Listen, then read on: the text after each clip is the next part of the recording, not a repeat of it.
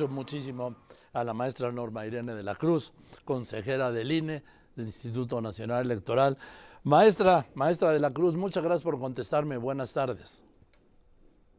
Hola Joaquín, muy buenas tardes. Muchas gracias por la invitación. Al contrario, gracias por contestarme.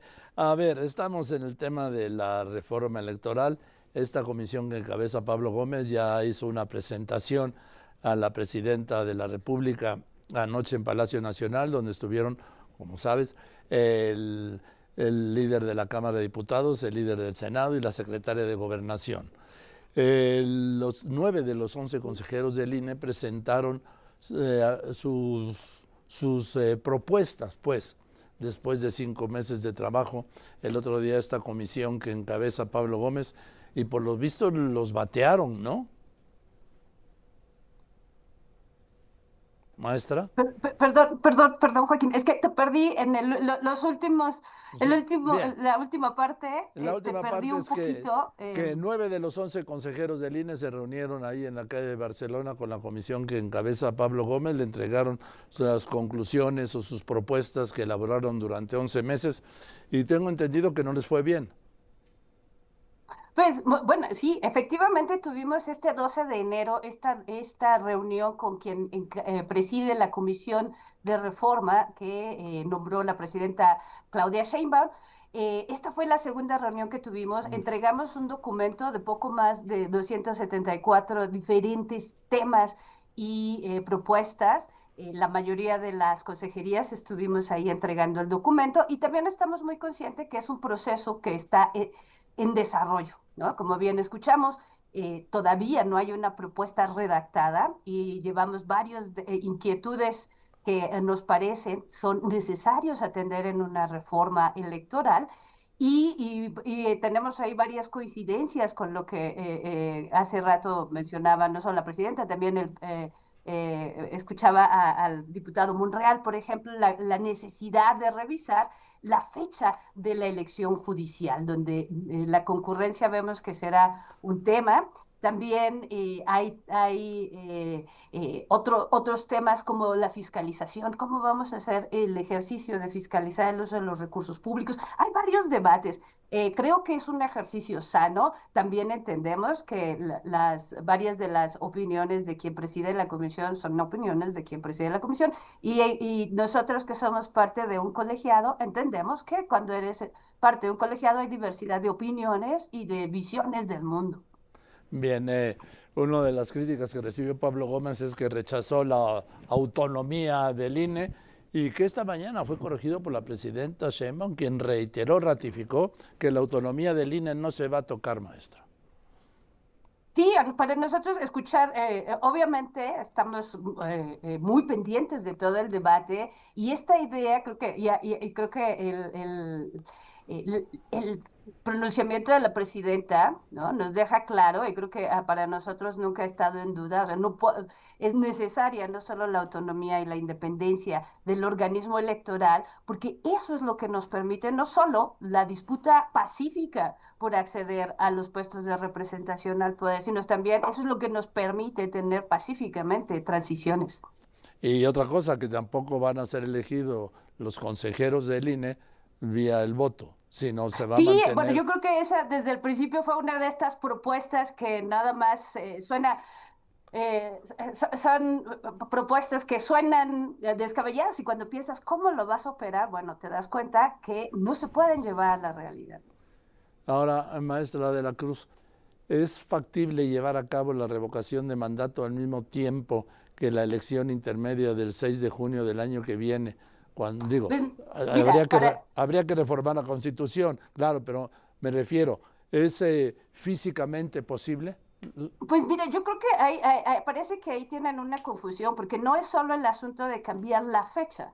Son dos procesos distintos. En las consultas, y por ejemplo en la consulta de revocación de mandato, la misma ley te dice que no pueden participar los partidos. Entonces, eso implica organizar dos procesos electorales. Primero, ¿no? Si no cambian toda la organización, estamos hablando de que tenemos que instalar dos tipos de casilla, en una donde estarán participando las diferentes fuerzas políticas para alcanzar representación en la Cámara, las diferentes gobernaturas y tendríamos que instalar otra casilla para que se lleve a cabo la revocación de mandato. Entonces, y también, hasta donde entiendo, también tendrían, hay una serie de requisitos. Tú no puedes decir, hágase una revocación de mandato, eso tiene que ser una demanda ciudadana, hay un número de firmas que se tienen que juntar, en fin, hay una serie de procedimientos. Entonces también se dice muy fácil, bueno, que sea el mismo día, pues puede ser el mismo día, pero con esta propuesta que pusieron en la mesa no te garantiza, eso no quiere decir que van a estar en la misma casilla y te van a entregar tus boletas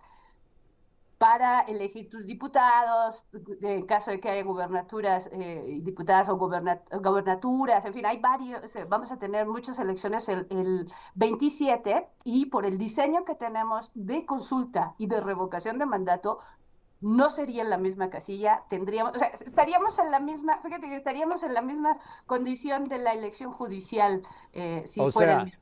se, Tendríamos que instalar diferentes tipos de casillas y organizar procesos distintos porque tienen naturalezas distintas. o sea, no sería la estructura electoral, de, por ejemplo, del Congreso de la Cámara de Diputados del Congreso de la Unión, en donde, bueno, aquí en la Ciudad de México votaríamos por alcaldes, por diputados federales, por diputados locales. En provincia, en algunos estados van a votar por gobernador, por diputados locales, por diputados federales, por presidentes municipales y ahora también se agregaría por la mitad del Poder Judicial y también por la revocación de mandato. Y cuando hablo, perdón, maestra, cuando hablo de los municipios, estamos hablando que también se eligen síndicos y regidores, que algunos municipios tienen hasta 20. Sí, mira, de quedarse, si cambiaran la fecha para la consulta de revocación de mandato para junio, tendríamos que instalar tres tipos de casillas. A ver. Una casilla para todos estos cargos que ya describías muy bien, otra casilla para la elección judicial y otra casilla para la consulta de revocación de mandato. Y esto, fíjate, es hasta cuestiones operativas, porque, por ejemplo, tendríamos que pensar en que necesitas el doble de bodegas, algo tan simple como bodegas. En las bodegas donde participan los partidos, tú sabes, se guardan los materiales, la firman los partidos, tendríamos que buscar otro lugar porque las boletas que se usan tanto en la elección judicial y en una consulta no participan los partidos. Entonces, tendríamos que tener el doble, y si tenemos tres procesos, el triple de ciudadanos y ciudadanas que requerimos capacitar para que sean funcionarios de casilla. Entonces, cada uno de estos procesos te multiplica el número de gente, el número de materiales. ¿Y el dinero? Imagínate, ¿cuántas escuelas necesitaríamos para instalar tres casillas? Y también fíjate que la elección en Durango y en Veracruz en junio pasado también nos dejó esta lección. O sea, vimos que a pesar de que poco más del 70% de las casillas estaban en el mismo domicilio, la gente votó para sus autoridades municipales, pero no cruzó el patio de la escuela para ir a votar por los jueces y juezas. Entonces, ya tenemos esta experiencia donde no necesariamente que sea en el mismo día, incluso en el mismo domicilio, te garantiza una mayor participación. Entonces, creo que esas son de los temas que la Cámara de Diputados y Diputadas, pues, tendrá que Sí. evaluar y hacer una propuesta, ¿no? Finalmente, Esto es muy el interesante, Instituto maestro de la Nacional Cruz, Electoral porque no. estaremos organizando Sí. la elección con el marco legal que el Poder Legislativo nos dé. Ahora, el hecho de que se den esas tres elecciones permite, estos tres procesos, perdón, las federales, las locales, más los jueces, más la revocación de mandato, sería en el mismo domicilio los tres procedimientos de votar, vamos a llamar los cargos de elección popular, los jueces y luego otra casilla más para la revocación de mandato, o serían lugares diferentes? Bueno, eso lo podrías hacer, por ejemplo, en escuelas, en algunos espacios públicos que tienen la capacidad, ¿no? Recordemos que alrededor del 8% de las casillas que instala el INE se instalan en domicilios particulares. Entonces sí tendríamos, o sea, habría un número de casillas que por las condiciones de los domicilios se tendrían que, no cabrían las tres casillas, ¿no? Y además, imagínense también el esfuerzo y la demanda ciudadana para que tengamos no solo poco más de 1,5 millones de funcionarios para las elecciones de cargos de representación popular. En la última elección para el Poder Judicial instalamos cerca de 80,000 casillas. Eso requirió 750,000 funcionarios de casilla. Entonces, imagínate si para la consulta de revocación de mandato instaláramos las mismas 50,000 casillas que instalamos en el 2000, en el ejercicio pasado, pues nos habla del universo de ciudadanía, nada más en funcionarios de casilla. Y esto, obviamente, la capacidad de imprimir, mira, algo tan simple como la capacidad de imprimir todas esas boletas.